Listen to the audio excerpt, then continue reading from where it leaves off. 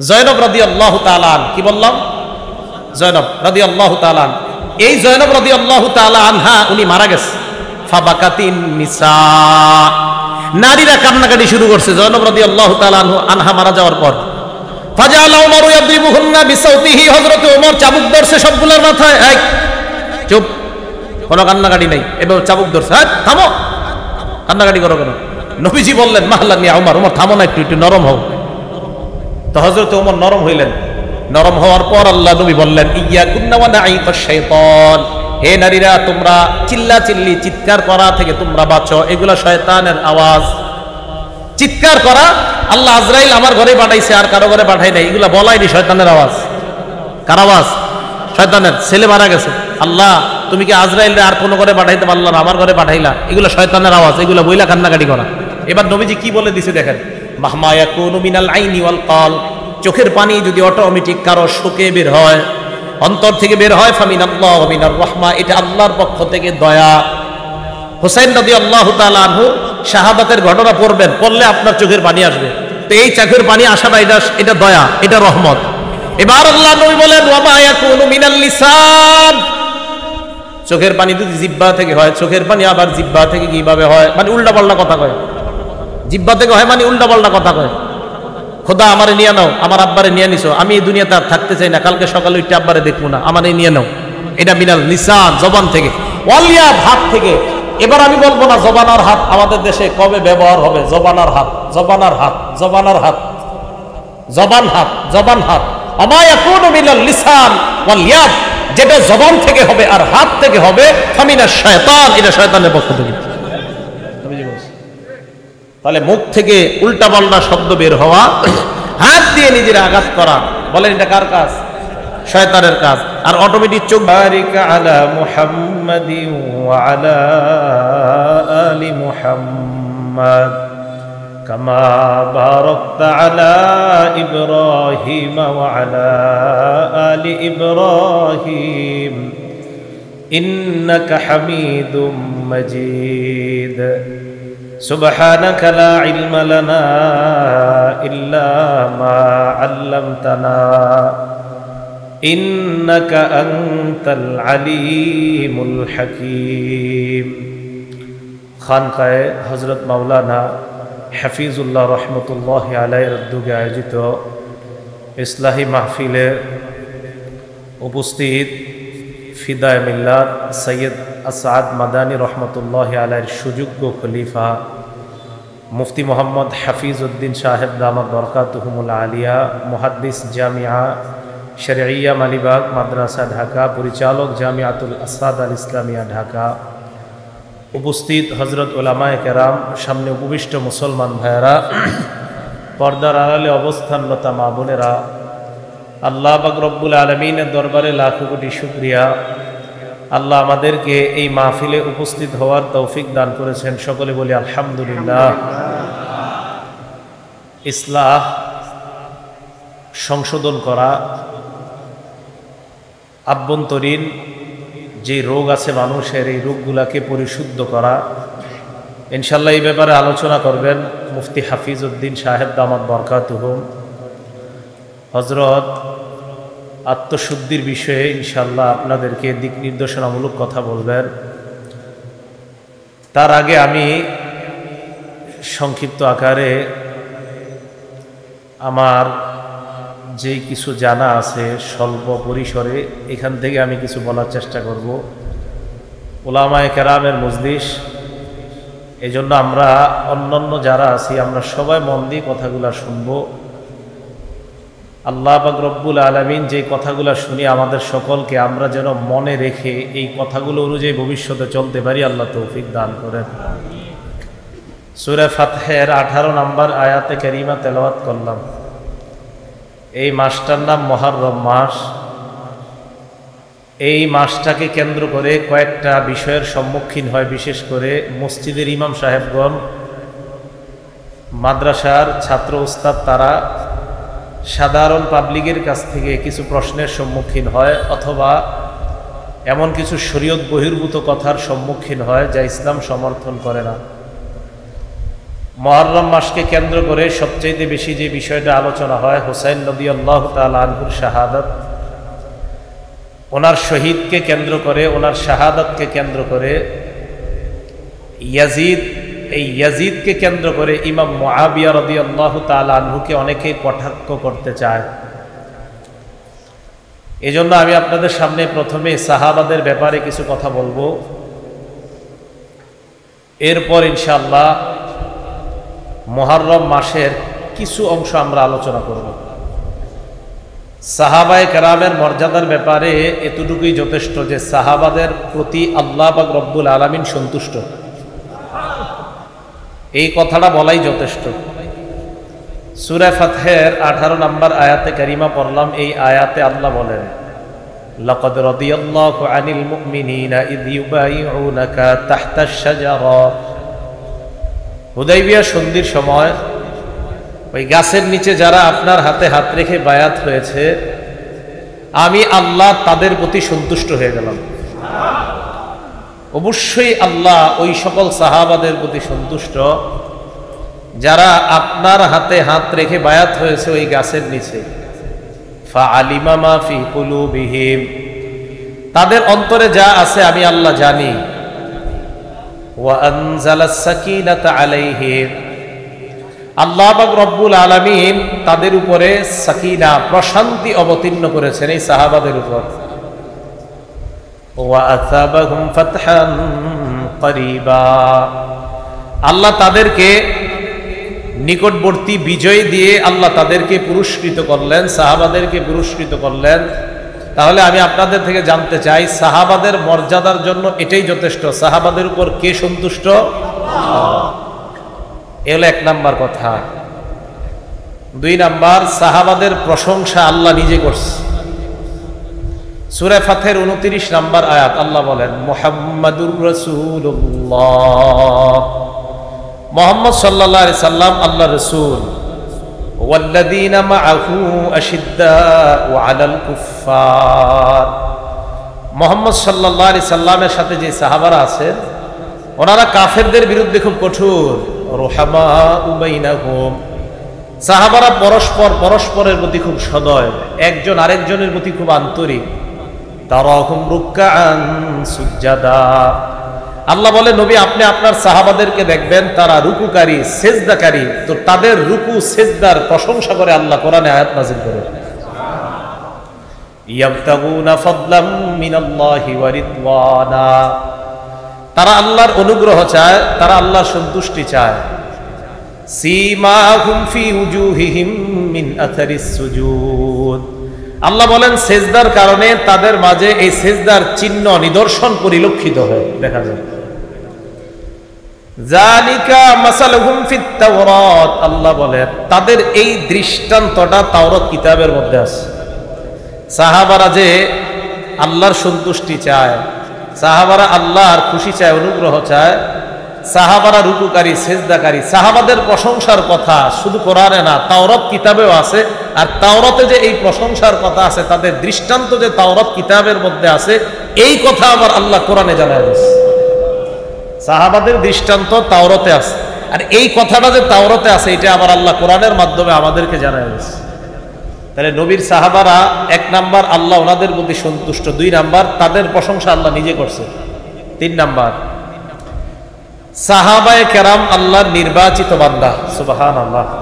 সূরা নামল আয়াত number 59 number আয়াত আল্লাহ পাক রব্বুল আলামিন বলেন, কুলিল হামদুলিল্লাহ ওয়া সালামুন আলা ইবাদিহিল্লাযীনা ইসতাফা, নবী আপনি বলেন সমস্ত প্রশংসা আল্লাহর।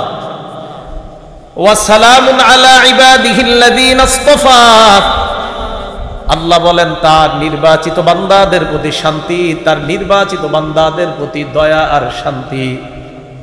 সুফিয়ান সাউরি রহমতুল্লাহি আলাইহি বলেন এই নির্বাচিত বান্দা দ্বারা হুম আসহাবু মুহাম্মাদিন সাল্লাল্লাহু আলাইহি ওয়াসাল্লাম, আল্লাহ নবীর সাহাবারা উদ্দেশ্য, এর মানে নির্বাচিত বান্দা মানে আল্লাহ নবীর সাহাবা। তাহলে সাহাবারা আল্লাহর নির্বাচিত বান্দা, সাহাবাদের প্রতি আল্লাহ সন্তুষ্ট, সাহাবাদের প্রশংসা আল্লাহ নিজে করেছেন। তো যেই সাহাবাদের প্রশংসা আল্লাহ নিজে করেছেন, যাদের প্রতি আল্লাহ সন্তুষ্ট, যাদের কথা আল্লাহ কোরআনে বলেছেন, যারা নির্বাচিত, আমি আপনাদের কাছে জানতে চাই, আমার রব যাদের প্রতি সন্তুষ্ট, আমরা তাদের প্রতি অসন্তুষ্ট? তাহলে আমরা কি তাদের প্রতি সন্তুষ্ট? আর আপনি তাদের প্রতি সন্তুষ্ট না হইলে এতে যে খুব ক্ষতি হয়ে যাবে এমনও না, এটা মাথায় রাখতে হবে। কিন্তু আমি বুঝাইতে চাইলাম, যাদের প্রতি আল্লাহ সন্তুষ্ট, তা আমি আপনি কেন তাদের প্রতি অসন্তুষ্ট হব? তাদেরকে আমরা কাঠগড়ায় কেন দাঁড় করাই? আল্লাহ আমাদেরকে কথাগুলা বুঝার তৌফিক দান করেন। 4 নাম্বার কথা, রাসূল আকরাম সাল্লাল্লাহু আলাইহি সাল্লাম জানায় দিয়েছে, উম্মত শোনো, তোমাদের নিরাপত্তার রক্ষা কবচ হলো আমার সাহাবারা। আমার সাহাবারাই তোমাদের জন্য একটা নিরাপদ জায়গা, আমার সাহাবারাই তোমাদের জন্য নিরাপদের কারণ, নিরাপত্তার কারণ। মুসলিম শরীফের 2531 নাম্বার হাদিস, সহিহ মুসলিম হাদিস নাম্বার 2531। আবু বুরদা তার পিতা থেকে বর্ণনা করেন, আন আবি বুরদা আন আবিহি রাদিয়াল্লাহু তাআলা আনহু। আবু বুরদা তার পিতা থেকে বলেন, সাল্লাইনাল মাগরিবা মা রাসূলিল্লাহি সাল্লাল্লাহু আলাইহি ওয়াসাল্লাম, নবীজির সাথে আমরা মাগরিবের নামাজ পড়লাম। মাগরিবের নামাজ পড়ার পর সুম্মা কুলনা, আমরা বললাম, আমরা যদি বসে থাকি এশার নামাজ পর্যন্ত মসজিদের মধ্যে, লাউ জালাসনা হাত্তা নুসাল্লিয়া মা রাসূলিল্লাহি সাল্লাল্লাহু আলাইহি ওয়াসাল্লাম আল ইশা। মাগরিব পড়ার পর কিছু সাহাবা বসে বলতেছেন, আমরা যদি এশা পর্যন্ত অপেক্ষা করি, এশার নামাজটা আল্লাহর নবীর সাথে জামাতে পড়ে একবারে মসজিদ থেকে যাই। মাগরিব পড়ে বসে রইছে যে নবীজি এশা পড়াবে, তারপর যাই। ফাখরাজা রাসূলুল্লাহি সাল্লাল্লাহু আলাইহি ওয়াসাল্লাম, আল্লাহ নবী এশার নামাজের আগে তাদের সামনে আসলেন। আসার পর তাদেরকে বললেন, মা জিলতুম হাহুনা, এতক্ষণ তোমরা এখানেই ছিলে মাগরিব থেকে? সাহাবারা জবাব দেয়, ইয়া রাসূলুল্লাহ, আমরা মাগরিব থেকে এশা পর্যন্ত এই জায়গায় ছিলাম। আমরা নিজেদের মধ্যে পরামর্শ করলাম, মাগরিব নবীর সাথে বললাম, এশার নামাজটা আল্লাহ নবীর সাথে জামাতে আদায় করে এরপর বাসায় যাব।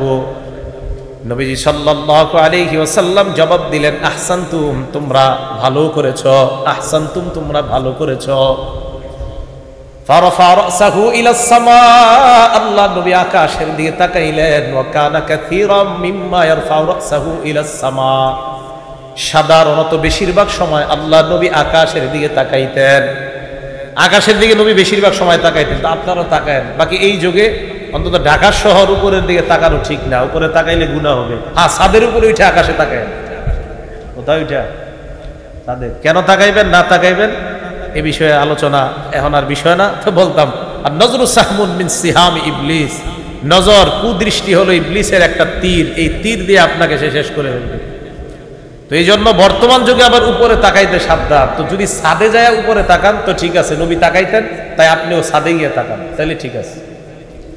রাসূল আকরাম সাল্লাল্লাহু আলাইহি সাল্লাম বেশিরভাগ সময় উপরে তাকাইতেন। তো নিয়ম অনুযায়ী নবীজি উপরে তাকায় রইলেন এইভাবে। হঠাৎ আল্লাহ নবী বলেন, সাহাবাদের দল, আন-নুজুমু আমানাতুন লিস-সামা,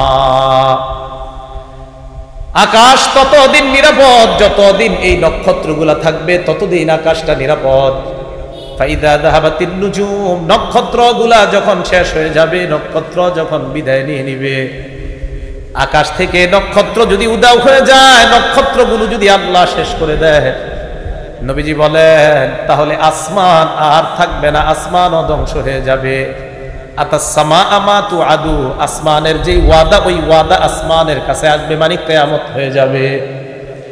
এরপর আল্লাহ নবী বলেন, আনা আমানাতুল লি আসহাবি, সাহাবারা শোনো, আকাশের রক্ষা কবচ যেমন আকাশের নক্ষত্রগুলা, তোমরা সাহাবারা যারা আছো তোমাদের রক্ষা কবচ আমি নবী মুহাম্মদ সাল্লাল্লাহু আলাইহি ওয়াসাল্লাম। আমি যতদিন তোমাদের মাঝে আছি তোমরা নিরাপদ। ফাইদা যাহাবতু আতা আসহাবি মা ইউআদুন, আমি যদি চলে যাই আমার সাহাবাদের কাছে একের পর এক বিপদ আর পরীক্ষা আসতেই থাকবে, সাহাবাদের মাঝে ইখতিলাফের পরীক্ষা আসতেই থাকবে, আল্লাহ নবী জানায়া দিলেন। এরপর নবী বললেন, ও আসহাবি আমানাতুন লি উম্মতি, আমার সাহাবারা আমার উম্মতের জন্য নিরাপত্তার রক্ষা কবচ। ফাইদা যাহাবা আসহাবি, আমার সাহাবারা যদি দুনিয়া থেকে বিদায় নিয়ে নেয়, আতা উম্মতি মা ইউআদুন, আমার উম্মতের উপর গজব বালা মুসিবত আসতেই থাকবে, উম্মত যেন কিয়ামতের জন্য প্রস্তুত হয়ে যায়। হাদিসের মাধ্যমে নবী বুঝায় সাহাবারা আমার উম্মতের জন্য নিরাপদ, সাহাবারা আমার উম্মতের জন্য নিরাপত্তার রক্ষা কবচ।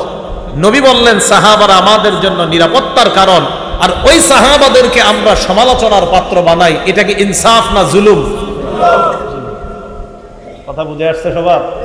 তাহলে আল্লাহ সন্তুষ্ট, আল্লাহ প্রশংসা করছে, আল্লাহ সাহাবাদেরকে নির্বাচিত করছে। নবীজি বললেন সাহাবারা এই উম্মতের জন্য রক্ষা কবচ।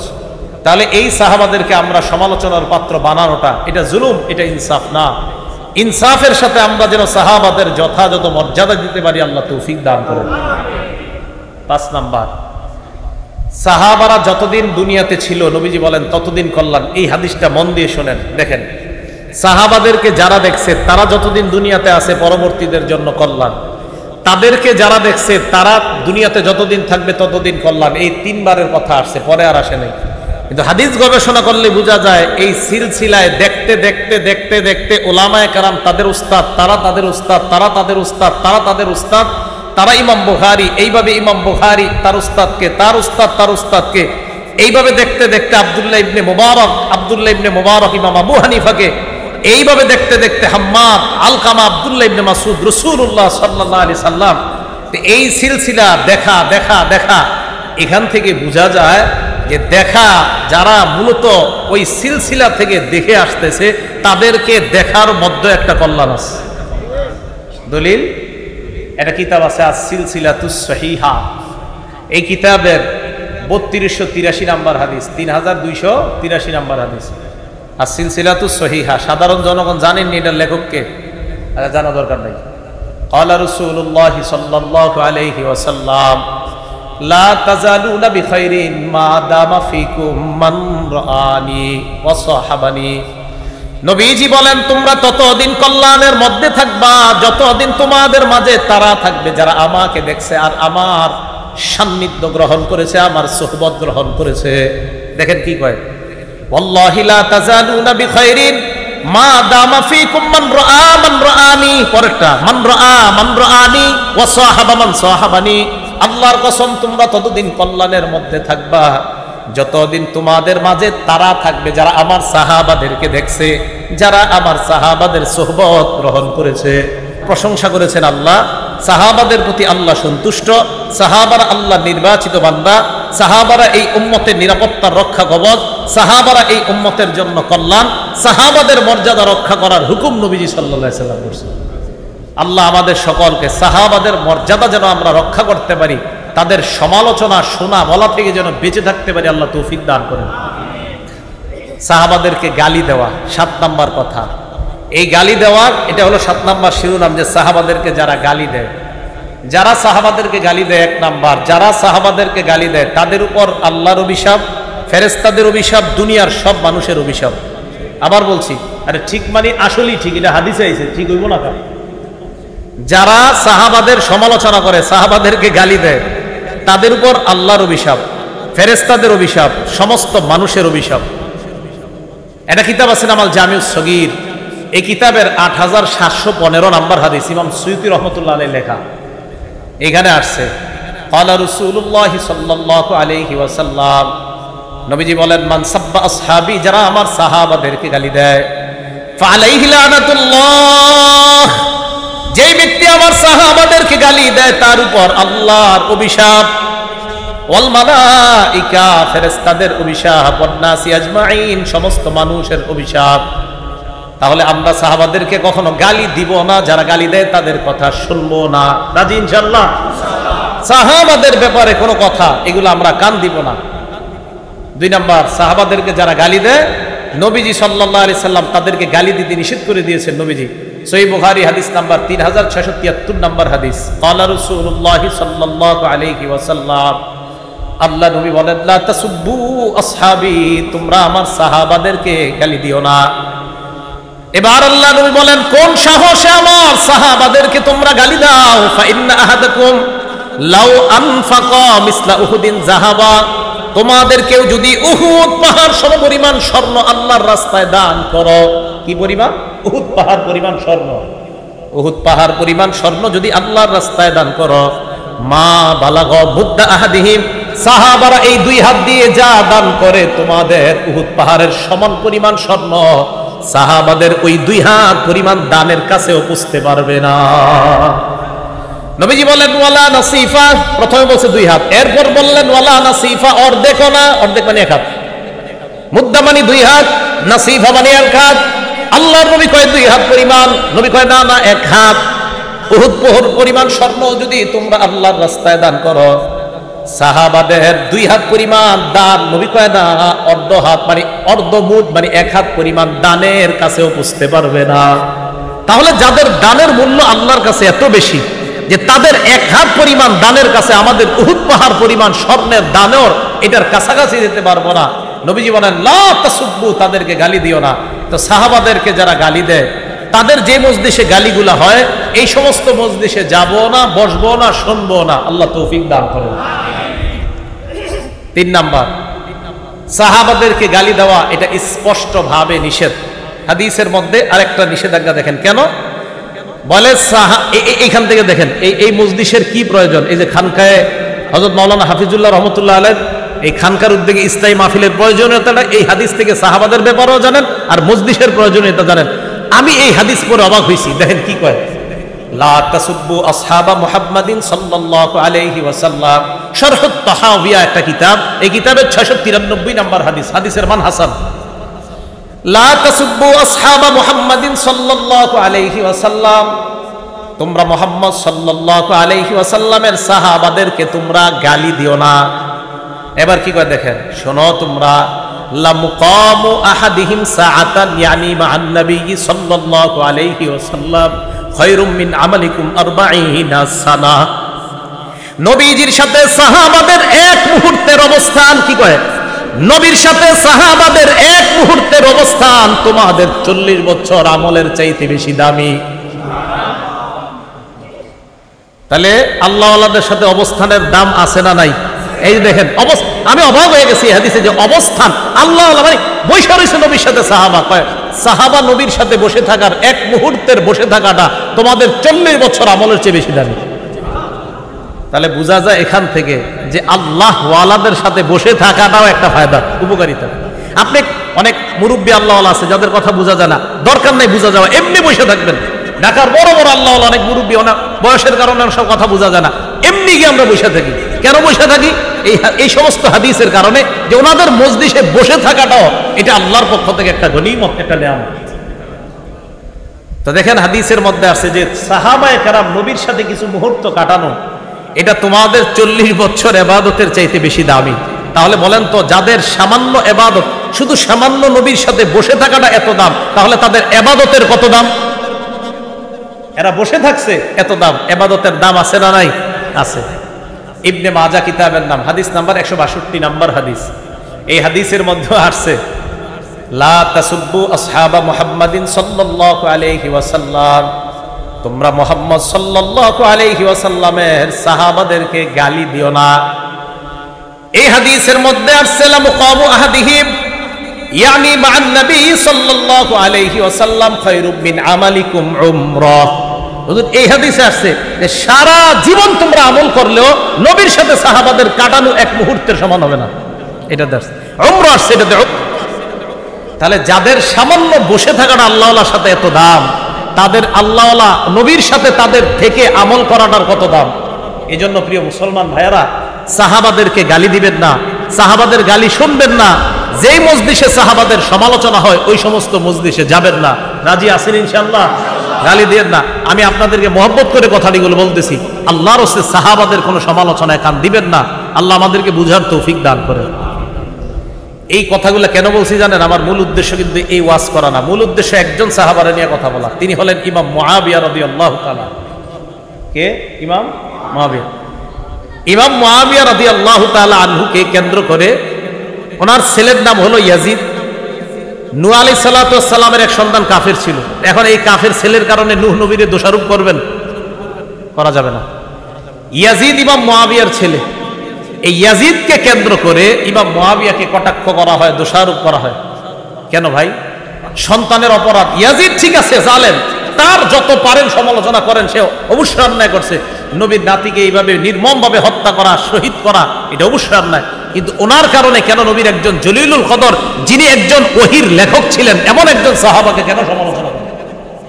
মনে রাখবেন, ইমাম মুআবিয়া সমালোচিত হয়ে যাওয়া মানে লেখা, এই ইমাম মুআবিয়া যে ওহীর লেখক ছিলেন, এই লেখা প্রশ্নবিদ্ধ করা।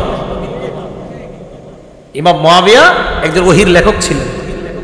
তিরমিজি শরীফের 3842 নম্বর হাদিস, ক্বালা রাসূলুল্লাহ সাল্লাল্লাহু আলাইহি ওয়াসাল্লাম, আল্লাহ নবী ইমাম মুআবিয়াকে সামনে এনে আল্লাহর কাছে বললেন, আল্লাহুম্মা জাআলহু হাদিয়া ওয়া মাহদিয়া ওয়াহদি বি। আল্লাহর কাছে বললেন, আল্লাহ ইজআলহু হাদিয়া, আল্লাহ আপনি তাকে পথ প্রদর্শক বানান, অন্য মুসলমানদেরকে যেন হেদায়েতের পথ দেখায় এমন একজন মুআবিয়াকে আপনি বানান। এরপর বললেন মাহদিয়া, মুআবিয়াকে আপনি হেদায়েত প্রাপ্ত বানান।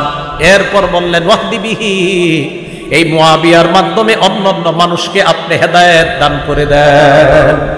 নবীজি বললেন, আল্লাহ মুআবিয়াকে আপনি পথ প্রদর্শক বানান, আল্লাহ তাকে আপনি হেদায়েত প্রাপ্ত বানান। প্রথমে বললেন তাকে আপনি হেদায়েতকারী, মুর্শিদ, পথ প্রদর্শক বানান। এরপর বললেন আল্লাহ তাকেও আপনি হেদায়েত প্রাপ্ত বানান। এরপর তার মাধ্যমে আল্লাহ আপনি মানুষের হেদায়েত দান করেন। এই দোয়াটা নবীজি করছেন। তো যার হেদায়েতের দোয়া স্বয়ং নবীজি সাল্লাল্লাহু আলাইহি সাল্লাম যাকে হাদি বললেন, যাকে মাহদি বললেন, যাকে হেদায়েত প্রাপ্ত বললেন, আমি আপনি কেন তাকে সমালোচিত করব? বলেন, ইয়াজিদকে অবশ্যই তার ব্যাপারে আলোচনা করবেন, কোনো সমস্যা নাই, কিন্তু তাকে কেন্দ্র করে আল্লাহ রাসূলের একজন সাহাবাকে সমালোচনা, এটা আমরা শুনবো না, এটাতে কানও দিব না, এই ব্যাপারে জানার আগ্রহ পেশ করব না যে হুজুর মুআবিয়া কি এটা ঠিক করছে, এই প্রশ্নও তুলবেন না। ইয়াজিদকে নিয়ে প্রশ্ন তুলবেন, ইমাম মুআবিয়াকে নিয়ে প্রশ্ন তোলা যাবে না। বুঝছেন সবাই ইনশাআল্লাহ? আল্লাহ আমাদের সকলকে এই কথাগুলো যেন বুঝে শুনে আমরা সবসময় মাথায় রেখে সাহাবার সমালোচনা থেকে বেঁচে থাকতে পারি, আল্লাহ তৌফিক দান করেন। একটা কিতাব আছে, এই কিতাবের নাম আল জামিউস সগীর, এটা আগেও বলছি কিতাবটার নাম, ইমাম সুয়ুতির লেখা, 7209 নম্বর হাদিস। এটার মধ্যে আসছে আবু সুফিয়ান রাদিয়াল্লাহু তাআলা, যিনি মুআবিয়া রাদিয়াল্লাহু তাআলা আনহুর বাবা, এই বর্ণনাটা সহিহ ইবনে হিব্বানের 7209 নম্বর হাদিস আছে। নবীজির কাছে আবু সুফিয়ান রাদিয়াল্লাহু তাআলা আনহু গিয়ে বললেন, হুজুর আমার একটা আবদার আছে আপনার কাছে। কি আবদার? আমার ছেলে মুআবিয়া তাজআলুহু কাতিবান বাইনা ইয়াদাইক, আমার ছেলেটাকে আপনি ওহীর লেখক বানান। সুবহানাল্লাহ, আপনি যাদেরকে দিয়ে লেখান ওহী, তাদের মধ্যে এই মুআবিয়াকে আপনি হুজুর একজন লেখক বানান। নবীজি বললেন, নাম, ঠিক আছে, আপনার কথা গ্রহণ করলাম। আবু সুফিয়ান রাদিয়াল্লাহু তাআলা আনহু কিন্তু নবীজির শ্বশুর ছিলেন। কি ছিলেন বলেন তো? শ্বশুর। আলেম ছাড়া অন্য কেউ বলতে পারবেন যে আবু সুফিয়ানের কন্যার নাম কি, যিনি নবীর বিবি ছিলেন? ওলামা ছাড়া অন্য কেউ আছেন পারেন বলতে? আবু সুফিয়ানের কন্যা যিনি নবীর বিবি ছিলেন, কি নাম? হ্যাঁ হ্যাঁ, কি নাম? কি নাম? না হইলে তো 500 মাহফিলে গেছেন এনে যারা আছেন। উম্মে হাবিবা, বলেন কি নাম? হ্যাঁ, উম্মে হাবিবা, বলেন তো কি নাম? উম্মে হাবিবা। নবীজি শ্বশুর ছিলেন। তো আয়েশা বলছে, আমার ছেলেটাকে আপনি ওহীর লেখক বানান। নবী সাল্লাল্লাহু আলাইহি সাল্লাম বললেন, নাম, ঠিক আছে, কবুল করলাম। তাহলে ইমাম মুআবিয়া ওহীর লেখক। ইমাম মুআবিয়াকে নবীজি বলছেন হেদায়েত প্রাপ্ত, এমন একজন সাহাবাকে সমালোচনা করব না, তার সমালোচনা শুনবো না। সহিহ বুখারী হাদিস নাম্বার 2924 নাম্বার হাদিস, নবীজি সাল্লাল্লাহু আলাইহি সাল্লাম বললেন, আউয়ালু জাইশিম মিন উম্মতি ইয়াগজুনাল বাহরা ক্বাদ আউজাবু। আল্লাহ নবী বললেন, আমার উম্মতের মধ্যে যেই দলটা সর্বপ্রথম সমুদ্র পথে যুদ্ধ পরিচালনা করবে, ওই দলটা আল্লাহর জান্নাত ওয়াজিব করবে। আমার উম্মতের মধ্যে সর্বপ্রথম যেই দলটা নৌযান পথে, নৌপথে যুদ্ধ করবে, আমার যেই দল, উম্মতের যেই দলটা সমুদ্র পথে যুদ্ধ করবে, ক্বাদ আউজাবু, তারা আল্লাহর জান্নাত ওয়াজিব করবে। হাদিস খোলেন, নৌপথে সর্বপ্রথম অভিযান পরিচালনাকারী সাহাবার নাম ইমাম মুআবিয়া। এই হাদিস প্রমাণ করে ইমাম মুআবিয়া, আল্লাহর জান্নাত তার জন্য ওয়াজিব। আল্লাহর জান্নাত তার জন্য, তাহলে জান্নাত যার জন্য ওয়াজিব, নবী বলে গেলেন ওয়াজিব যার জন্য জান্নাত হয়ে গেছে এমন একজন সাহাবা, যিনি জান্নাতের মেহমান। এই সাহাবার কেন সমালোচনা আমরা করব? আমার আপনার তো টেনশন করা উচিত। একজন মানুষ জান্নাতি হয়ে গেছে, আমি আপনি জান্নাতি হতে পারলাম কিনা, এই ব্যাপারে আমাদের 24 ঘন্টা টেনশন থাকা দরকার। আমি আপনি জান্নাতি হয়েছি কিনা এই টেনশন আমাদের করা দরকার। উল্টা একজন জান্নাতি সাহাবারে নিয়ে আমরা টেনশন করি, উনি কি কাজটা ঠিক করছে, এই টেনশন।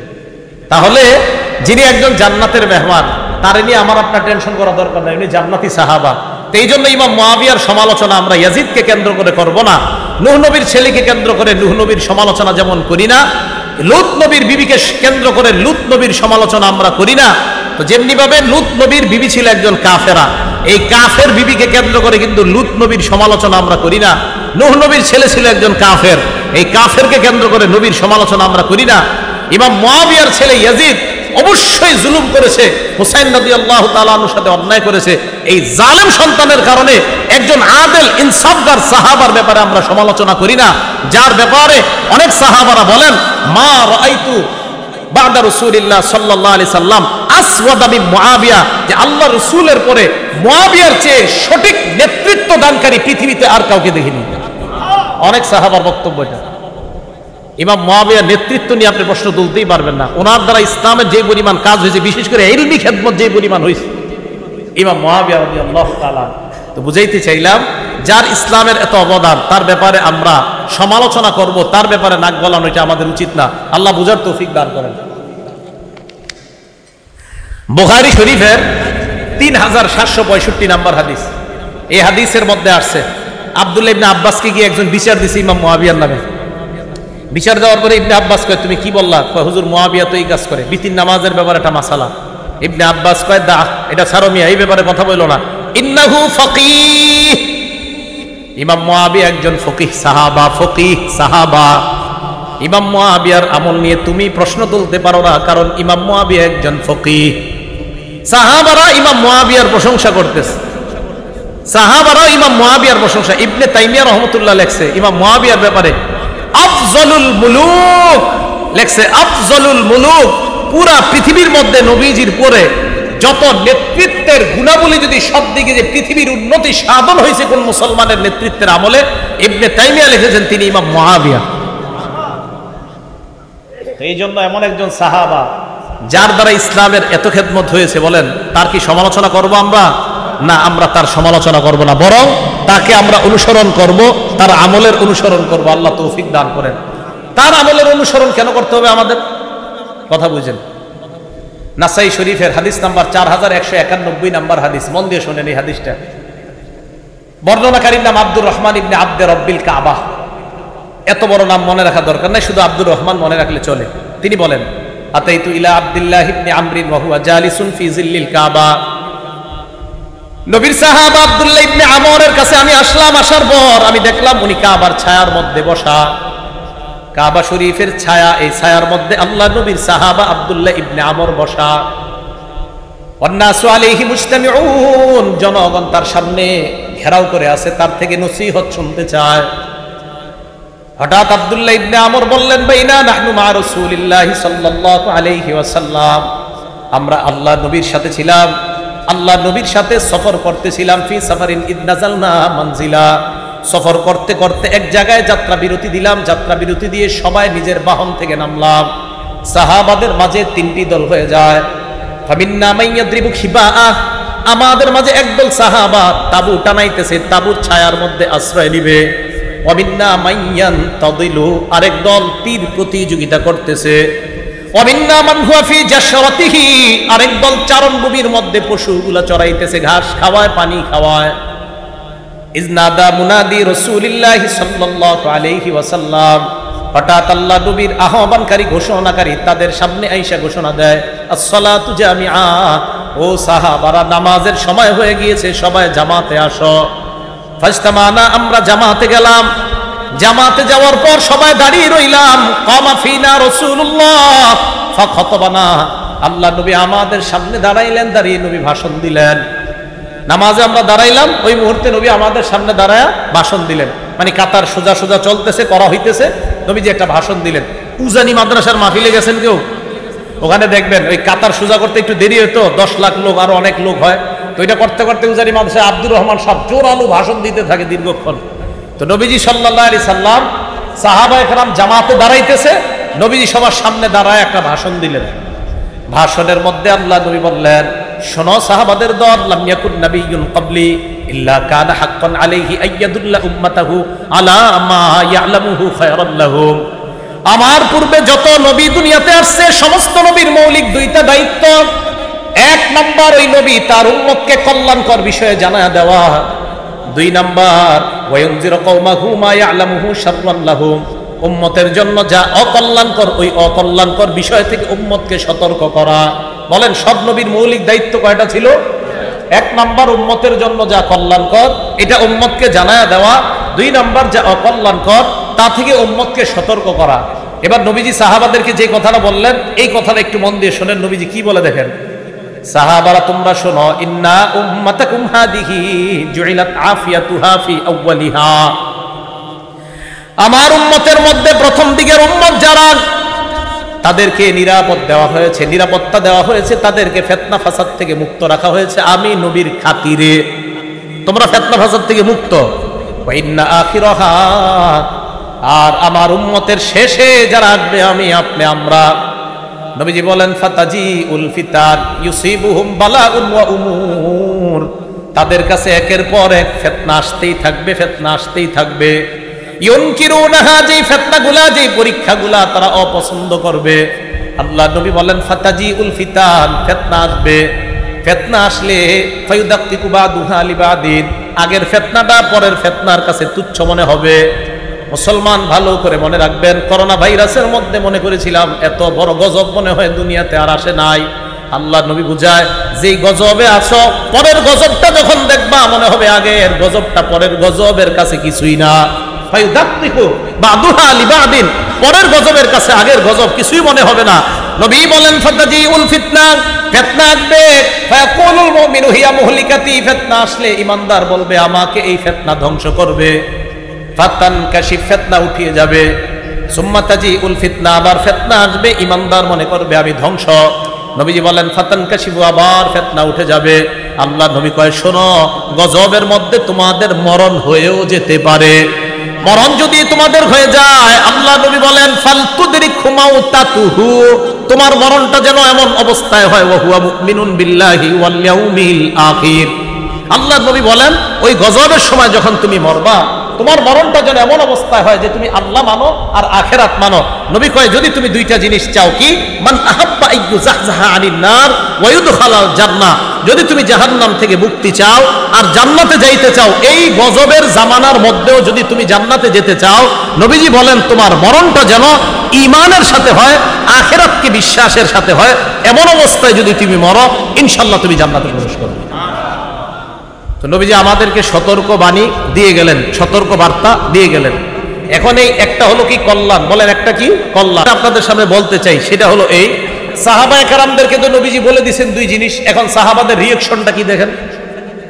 নাসাই শরীফ হাদিস নাম্বার 4149 নাম্বার হাদিসের বর্ণনাকারী উবাদা ইবনে সামিত রাদিয়াল্লাহু তাআলা তিনি বলেন বায়ানা নবিয়্য সাল্লাল্লাহু আলাইহি ওয়াসাল্লাম আলা সামঈ ওয়াত তাআত ফিল ইউসরি ওয়াল উসরি ওয়াল মানশাতি ওয়াল মুকরাহি ওয়া আল্লা নুনাজিআল আমরা আহলা ওয়া আন নাকুমা বিল হাক্কি হাইসু কুন্না লা নাখাফু ফিল্লাহি লাওমাতা লাঈম। উবাদা ইবনে সামিত বলেন নবীজির হাতে আমরা বায়াত হলাম, এই মর্মে বায়াত হলাম আলা সামঈ, নবীর থেকে যা শুনবো, ওয়াত তাআতি আমরা তা মানবো। এবার বাংলা স্লোগানটা দিতে হবে, যা শুনবো আবার যা শুনবো। তাহলে সাহাবারা নবীর সাথে বলছে হুজুর আমরা বায়াত হলাম, যা শুনবো তা মানবো। শিখাইতে শিখাইতে আমাদের পর্যন্ত আসছে। এখন আমি আপনাদের জানতে চাই আমরা নবীর থেকে যা শুনবো তা মানবো, আমরা ওয়াদাবদ্ধ হয়েছি কিভাবে? ফিল ইউসরি, সহজ অবস্থায় নবীর কথা মানবো, ওয়াল উসরি, কঠিন অবস্থায় নবীর কথা মানবো, ওয়াল মানশাতি, সুখেও নবীর কথা মানবো, ওয়াল মুকরাহি, দুঃখেও নবীর কথা মানবো। তাহলে আমরা আমার অনুকূলে হলেও নবীর কথা মানবো, আমার প্রতিকূলে হলেও আমি নবীর কথা মানবো, সুখের সময় আমি নবীর কথা মানবো, দুঃখের সময় আমি নবীর কথা মানবো। এই মর্মে আমরা ওয়াদাবদ্ধ হয়েছি। এখন আমি আপনাদের সামনে যে বিষয়টা বলতে চাই, হুসাইন রাদিয়াল্লাহু তাআলা আনহু যে শহীদ হলেন, এই শাহাদাতটা আমাদের জন্য কি সুখের না দুঃখের? অবশ্যই দুঃখের, কষ্ট দিছে আমাদেরকে, এইভাবে শহীদ করা ঠিক হয় নাই। এখন দুঃখের সময় কি করণীয়, এই জাতীয় কোন করণীয় নবীজি আমাদেরকে বলছেন কিনা বলেন?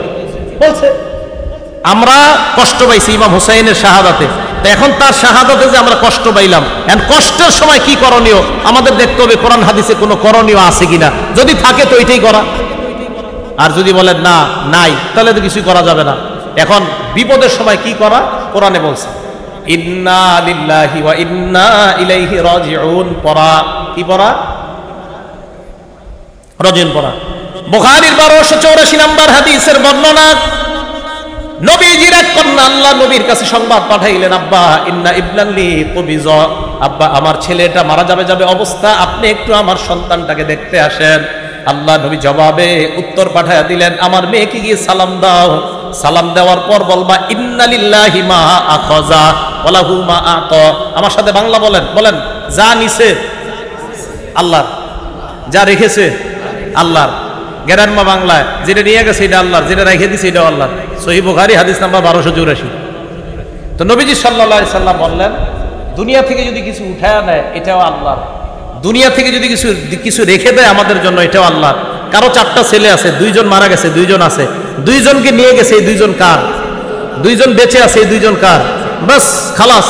কারো মৃত্যুতে কষ্ট পেয়ে আমরা আমাদের এটাই করণীয় যে আল্লাহ ফায়সালা, আল্লাহ উঠায় নিছে, আল্লাহর ফায়সালা যেটা আল্লাহ দুনিয়াতে রাখছে। হ্যাঁ, হুসাইন রাদিয়াল্লাহু তাআলা আনহু শাহাদাতে আমাদের যদি কষ্টের কারণে চোখের পানি আসে এটা রহমত। বলেন এটা কি? চোখের পানি যদি আসে এটা রহমত। দলিল আল জামিউস সগীর কিতাবের নাম, হাদিস নাম্বার 4201 নম্বর হাদিস। ঘটনাটা মন দিয়ে শোনেন। জয়নব রাদিয়াল্লাহু তাআলা আনহা, কি বললাম? জয়নব রাদিয়াল্লাহু তাআলা আনহা। এই জয়নব রাদিয়াল্লাহু তাআলা আনহা উনি মারা গেছে। ফাবাকাতিন নিসা, নারীরা কান্নাকাটি শুরু করছে জয়নব রাদিয়াল্লাহু তাআলা আনহা মারা যাওয়ার পর। ফাজাআলা উমর ইয়াদরিবুহুন্না বিসাউতিহি, হযরত ওমর চাবুক ধরছে সবগুলোর মাথায়। এই চুপ, কোনো কান্নাকাটি নাই, এবার চাবুক ধরছে, হ্যাঁ থামো, কান্নাকাটি করো কেন? নবীজি বললেন মাহলান ইয়া উমর, উমর থামো না, একটু নরম হও। তো হযরত ওমর নরম হইলেন। নরম হওয়ার পর আল্লাহ নবী বললেন, ইয়াকুন্না ওয়া নাঈকাশ শাইতান, হে নারীরা তোমরা চিল্লাচিল্লি চিৎকার করা থেকে তোমরা বাঁচো, এগুলা শয়তানের আওয়াজ। চিৎকার করা আল্লাহ আজরাইল আমার ঘরে পাঠাইছে আর কারো ঘরে পাঠাই নাই, এগুলা বলাইনি, শয়তানের আওয়াজ। কার আওয়াজ? শয়তানের। ছেলে মারা গেছে, আল্লাহ তুমি কি আজরাইল আর কোনো ঘরে পাঠাইতে পারলা না, আমার ঘরে পাঠাইলা, এগুলো শয়তানের আওয়াজ, এগুলো বইলা কান্নাকাটি করা। এবার নবীজি কি বলে দিছে দেখেন, মাহমা ইয়াকুনু মিনাল আইনি ওয়াল কল, চোখের পানি যদি অটোমেটিক কারো শোকে বের হয়, অন্তর থেকে বের হয়, ফামিনাল্লাহ ওয়া মিনার রাহমা, এটা আল্লাহর পক্ষ থেকে দয়া। হুসাইন রাদিয়াল্লাহু তাআলা আনহু শাহাদাতের ঘটনা পড়বেন, পড়লে আপনার চোখের পানি আসবে। তো এই চোখের পানি আসাটা এটা দয়া, এটা রহমত। এবার আল্লাহ নবী বলেন ওয়া মা ইয়াকুনু মিনাল লিসান, চোখের পানি যদি জিহ্বা থেকে হয়, চোখের পানি আবার জিহ্বা থেকে কিভাবে হয়? মানে উল্টাপাল্টা কথা কয়। জিহ্বা থেকে হয় মানে উল্টাপাল্টা কথা কয়। খোদা আমারে নিয়ে নাও, আমার আব্বারে নিয়ে নিছো, আমি এই দুনিয়াতে আর থাকতে চাই না, কালকে সকালে উঠে আব্বারে দেখবো না, আমারে নিয়ে নাও। এটা মিনাল লিসান, জবান থেকে। ওয়ালিয়াদ, হাত থেকে। এবার আমি বলবো না জবানার হাত আমাদের দেশে কবে ব্যবহার হবে। জবানার হাত, জবানার হাত, জবানার হাত, জবান হাত, জবান হাত। আমা ইয়াকুনু মিনাল লিসান ওয়াল ইয়াদ, যেটা জবান থেকে হবে আর হাত থেকে হবে, ফামিনাশ শায়তান, এটা শয়তানের পক্ষ থেকে। তাহলে মুখ থেকে উল্টাপাল্টা শব্দ বের হওয়া, হাত দিয়ে নিজের আঘাত করা, বলেন এটা কার কাজ? শয়তানের কাজ। আর অটোমেটিক চোখ দিয়ে যদি পানি বের হয়, এটা কার পক্ষ থেকে রহমত? আল্লাহর পক্ষ থেকে রহমত। তাহলে আল্লাহর পক্ষ থেকে রহমত, এটা ঠিক আছে। শয়তানের পক্ষ থেকে যদি হয়, এটা অন্যায়, এটা জায়েজ নাই, এটা হারাম। তো এই হারাম কর্মকাণ্ড থেকে যেন আমরা বেঁচে থাকতে পারি, আল্লাহ তৌফিক দান করেন। মুহররম মাস আসলে আরেকটা কথা হয়, আহলে বাইত। বলেন কি হয়? বলেন সবাই, আহলে বাইত কারা? একদল মানুষ বলতে যায় আহলে বাইত 5 জন। কয়জন? 5 জন। নবীজি, হযরত আলী, ফাতেমা, হাসান, হুসাইন, এই 5 জনকে বলে পাক পাঞ্জাতন। কি বলে? হ্যাঁ, এই ধারণাগুলো নেন, পাক পাঞ্জাতন। আপনাদের আশেপাশের মাহফিলে এসে অনেকে আপনাদেরকে এটি বুঝাবে যে পাক পাঞ্জাতন। আবার অনেকে টুপির মধ্যে দেখবেন পাক পাঞ্জাতন, এখানে লেখা মোহাম্মদ, এখানে আলী, এখানে ফাতেমা, এখানে হাসান, এখানে হুসাইন। উনি বুঝায়, উনি এই 5 জনকে খুব ভালোবাসেন। উনি কি বুঝায়? ওলামায়ে কেরাম ছাড়া অন্য যারা আছেন বলেন তো নবীর নাতি কয়জন? হ্যাঁ হ্যাঁ 5 জন। ওইটি মনে কোন জায়গায় বয়ানে শুনছেন, লেগে কইতাছে। নবীজির নাতি কয়জন? 5 জন। 5 জন। তা আপনারা তো 2 জন নিয়ে খালি লাফান, বাকি 5 জনকে ভালোবাসবে কে? আমরা নবীর নাতি নাতনি সবাইকে মহব্বত করি, শুধু 2 জনকে না, সবাইকে করি। আর কিছু মানুষ শুধু 2 জনকে করে, অতএব বেশি ভালোবাসার দাবিদার আমরা। নবীজির মেয়ে কয়জন? 4 জন। মনে রাখেন, একটু কথাগুলো মন দিয়ে শুনেন। জয়নব, রুকাইয়া, উম্মে কুলসুম। জয়নব, রুকাইয়া, উম্মে কুলসুম, ফাতেমা। এবার দেখেন, এই উম্মে কুলসুমের কোনো সন্তান নাই। কেউ বলে আছে, কেউ বলে নাই, বেশিরভাগ বলছে নাই। এই উম্মে কুলসুমের সন্তান নাই। বাকি রইল কয় মেয়ে নবীর? জয়নবের 2 সন্তান। একজনের নাম, এই জয়নবের 2 সন্তান, একজনের নাম আলী, আরেকজনের নাম উমামা। ছেলে একজন নাম আলী, মেয়ে একজন নাম উমামা। জয়নবের 2 সন্তান, একজনের নাম আলী, আরেকজনের নাম উমামা। আলী নামে ছেলেটা ছোটবেলায় মারা গেছে। উমামা নামে যে মেয়েটা ছিল, এই মেয়েটার নবী খুব ভালোবাসতেন, খুব মহব্বত করতেন, তার সাথে খেলতেন। নামাজে গেলে নবীজির কাঁধে উঠতো এই মেয়েটা, নাতনিটা। আর দেখেন কত মহব্বতের একজন নাতনি, যার নাম আপনারা জানেন না, অথচ আপনারা লাফান খালি 2 জন নিয়ে। তাহলে নবীজির 2 জন নাতি, একজন নাতি আরেকজন নাতনি পাইলাম। জয়নবের ঘরে 2 জন পেয়ে গেলাম, এক ছেলে এক মেয়ে। এবার আসেন রুকাইয়া। এই রুকাইয়ার ঘরে একজন ছেলে, নাম আব্দুল্লাহ। বলেন কি নাম? তাহলে মোট কয়জন হলো? 3 জন। ফাতেমা রাদিয়াল্লাহু তাআলা আনহার সন্তান আপনারা সারা জীবন জানেন 2 জন। জন্মের পর থেকে 2 জন, মনে হয় মায়ের পেটেও শুনিয়েছেন যে হাসান আর হুসাইন। হযরত ফাতেমা রাদিয়াল্লাহু তাআলা আনহার সন্তান 5 জন। বলেন কয়জন? 5 জন। বলেন হাসান, বলেন হুসাইন, মুহসিন, জয়নব, উম্মে কুলসুম। ওই 2 বোনের নামে নাম রাখছে, নিজের 2 মেয়ের নাম। হযরত ফাতেমা তার 2 বোনের নামে নিজের মেয়ের নাম রাখছে। তাহলে হযরত ফাতেমার 5 জন সন্তান, হাসান, হুসাইন, মুহসিন, জয়নব, উম্মে কুলসুম।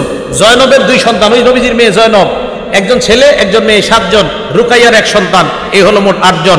5 জন নাতি, 3 জন নাতনি। আমরা নবীর নাতি নাতনি সবাইকে মহব্বত করি, শুধু 2 জনকে না। একদল মানুষ শুধু 2 জনকে মহব্বত করে, আমরা সবাইকে মহব্বত করি। অতএব ভালোবাসার বেশির দাবিদার আমরা, তারা না। কথা মনে থাকবে তো? এখন আসেন, আহলে বাইত কারা? আহলে বাইত মানে একদল মানুষকে, এই 5 জন। আহলে বাইত দ্বারা 1 নম্বর উদ্দেশ্য বিবি। বলেন 1 নম্বর উদ্দেশ্য কি? তার মানে আহলে বাইত দ্বারা নবীর বিবির 1 নম্বর উদ্দেশ্য হবে। হুজুর আপনি কই লইব বিবি উদ্দেশ্য? দলিল দেন। দলিল মানে কোরআনের দলিল। কোন জায়গার দলিল? কোরআনের। সূরা হুদ আয়াত নাম্বার 69 নম্বর আয়াত থেকে 73 নম্বর আয়াত। সূরা হুদ আয়াত নাম্বার 69 নম্বর আয়াত থেকে 73 নম্বর আয়াত। আল্লাহ কি বলে দেখেন, ওয়ালাকাদ জাআত রুসুলুনা ইব্রাহিমা বিল বুশরা ক্বালু সালামা। ইব্রাহিম নবীর কাছে আমার ফেরেশতারা আসলেন সুসংবাদ নিয়ে, এসে বললেন সালামা, সালাম। ক্বালা সালাম, ইব্রাহিম নবী জবাব দিলেন সালাম। এবার ইব্রাহিম নবী ফামা লাবিসা আন জাআ বিইজলিন হানিফ, দেরি না করে একটা বাছুর জবাই করে, ওই বাছুর, একটা বাছুর ভুনা করে, তাড়াতাড়ি ভুনা বাছুর তাদের সামনে নিয়ে আসছে মেহমান। ইব্রাহিম নবী ভাবলেন আমার বাসায় মেহমান আসছে, মেহমানদেরকে খাবার দেই। ভুনা বাছুর নিয়ে আসার পর সামনে দিলেন। ফালাম্মা রাআ আইদিয়াহুম লা তাসিলু ইলাইহি নাকিরাহুম, মেহমানদের দিকে তাকায় দেখে মেহমানদের হাত খাবারের দিকে যায় না। ফেরেশতারা কি খায়নি? তো ইব্রাহিম নবী তো জানেন এরা যে ফেরেশতা। ইব্রাহিম নবী যখন দেখলেন তাদের হাত খাবারের দিকে প্রসারিত হয় না, নাকিরাহুম, ব্যাপারটা ওনার কাছে অস্বাভাবিক মনে হয়। উনি সন্দিহান হয়ে পড়েন। ওয়া আওজাসা মিনহুম খিফা, মনে মনে উনি ভয় পায়। ফেরেশতারা ব্যাপারটা বুঝতে পারলেন, ইব্রাহিম নবীর দিকে তাকিয়ে বললেন ক্বালু লা তাখাফ, ভয় পাবেন না, ভয়ের কোনো কারণ নাই। ইন্না উরসিলনা ইলা কওমি লূত, আমরা মানুষ না, আমরা লূত নবীর জাতির কাছে প্রেরিত একদল ফেরেশতা, আল্লাহ আমাদেরকে পাঠাইছেন। পাশে দাঁড়িয়ে আছে ইব্রাহিম নবীর বিবি সারা, ওয়ামরাতুহু কাইমাতুন ফাদাহিকাত, সারা পাশ থেকে দাঁড়ায় হাসি দেয়, উনি হাসতেছে। সারার হাসি দেওয়া দেখা আল্লাহ বললেন ফাবাশশারনাহা বিইসহাক, আমি ওই বয়োবৃদ্ধা সারাকে তার একজন সন্তান হবে ইসহাক নামে, এই সন্তানের সুসংবাদ দিয়ে দিলাম। এই হাইসো না, তোমার সন্তান হবে।